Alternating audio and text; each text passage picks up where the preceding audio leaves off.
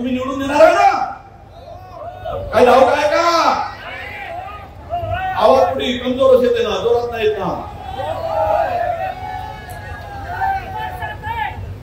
म्हणजे मी नाही झालो मुख्यमंत्री, मला मुख्यमंत्री म्हणून सोडू नका, हरभऱ्याचं झाला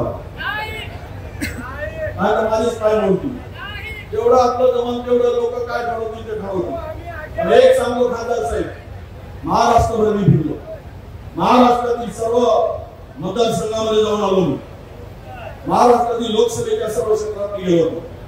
आणि आता महाराष्ट्रातील जनतेने जे 31 खासदार दिले महाविकास आघाडीला, तर विधानसभेला सुद्धा 200 आमदार महाविकास आघाडीला मिळतील आणि महाराष्ट्राची सत्ता पण आमच्या ताब्यात येईल. काळजी करू नका.